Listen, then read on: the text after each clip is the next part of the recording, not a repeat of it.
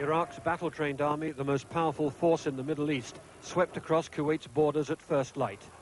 The Iraqi invaders deployed 100,000 men, a fraction of their army, but 5 times the size of Kuwait's. Western intelligence sources say the outnumbered defenders offered no resistance at the border, as columns of tanks and guns headed towards the coast. In the capital, a dawn bombing raid was followed by an airdrop of Iraqi special forces. Foreigners driving in the city found themselves among them as fighting broke out. On my way, I actually had to go through two roadblocks and actually witnessed 30 tanks actually driving at full speed towards the city centre. We are trapped. The airport, we've been told, has been bombed and is actually occupied by the Iraqis. The borders are blocked, so there seems to be no way out. Most communications with Kuwait have been cut. Only these few pictures have emerged showing Iraqi troops supported by armour advancing through the streets. They appear to be trying to capture the main buildings as well as the radio station and the airport. The sounds of battle were heard for 3 or 4 hours before they diminished. Iraqi soldiers sheltered behind tanks, but in the end their heavier firepower told. And witnesses said the fighting appeared to be moving away to the south, where the main oil installations are located, leaving Kuwait City under curfew. The Emir of Kuwait, whose family has ruled for 200 years, has escaped to Saudi Arabia. He's supposed to have been deposed by a provisional free government, which called for Iraqi help. But the group's communiques are coming from Iraqi radio, and nobody else has ever heard of them. President Bush had spent the night keeping himself briefed and discussing possible action. He'd asked his diplomatic, defense and intelligence advisors for options. There is no place for this sort of naked aggression in today's world, and I have taken a number of steps to indicate the deep concern that I feel over the events that have taken place.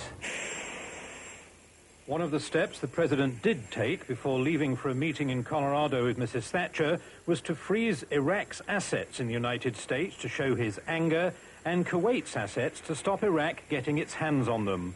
Billions of dollars are involved. The Kuwaiti ambassador to Washington made no secret of his hope that Washington and other Kuwaiti friends and allies around the world would help militarily. We have appealed to all our friends around the world, including the United States,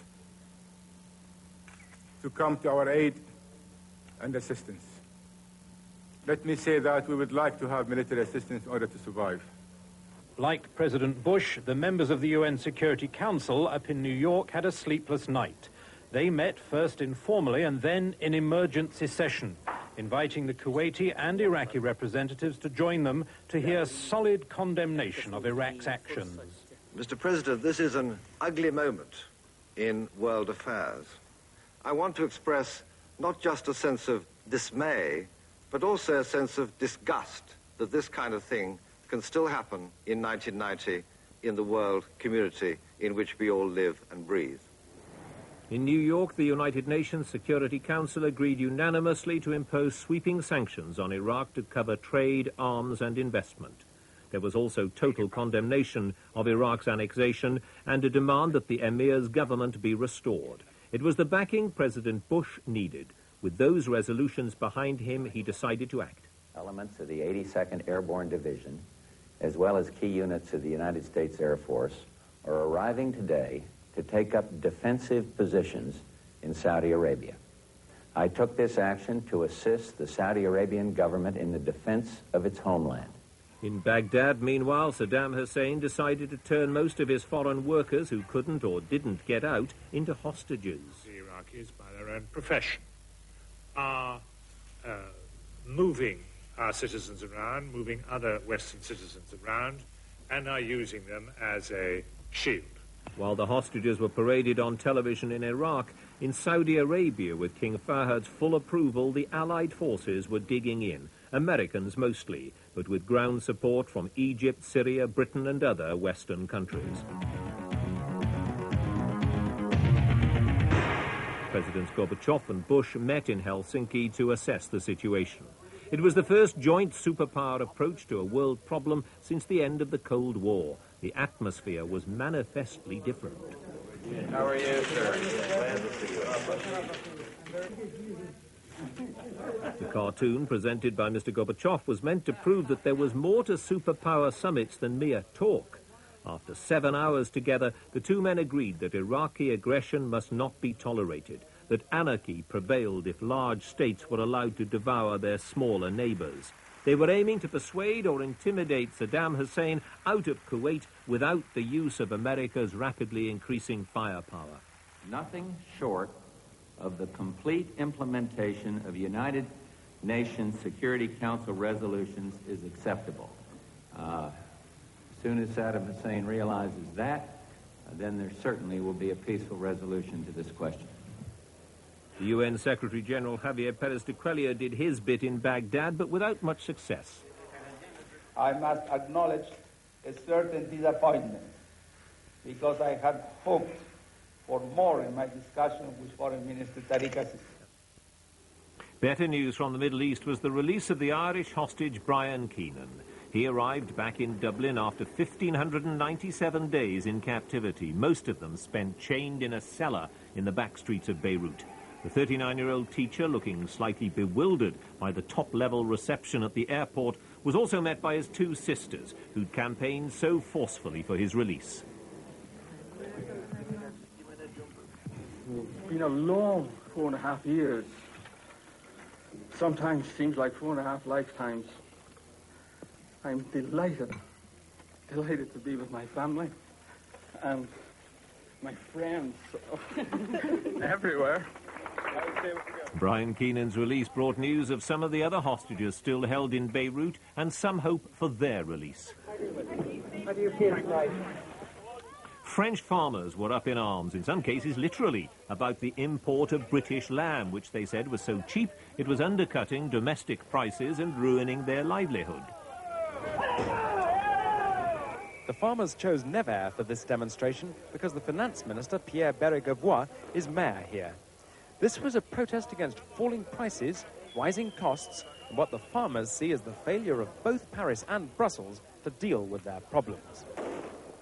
It was not meant to be an anti-British demonstration, though some marchers did declare their sympathy for the farmers who'd hijacked British lorries. It was soon clear that the organisers' appeal for a peaceful protest would be ignored. The CRS, the French riot police, 800 strong, were on hand to guard the préfecture, the government headquarters in the town. They used tear gas to disperse the first group of demonstrators, but there were others behind. Sooner or later, someone was bound to get hurt.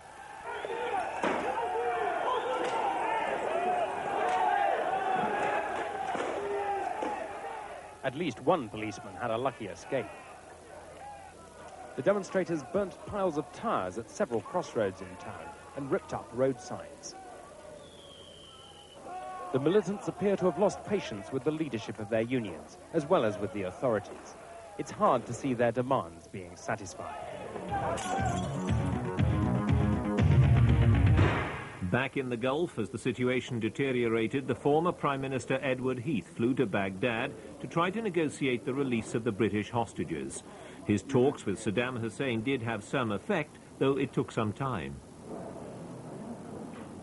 Eventually, 33 Britons, most of them sick or elderly, were allowed to fly home. So you've heard it, but I've got good news for you all. We've just crossed the border. Mr. Heath's mission was much criticised at the time for allowing Saddam to win a propaganda coup. But the relieved hostages weren't worried about that. They just wanted to get back.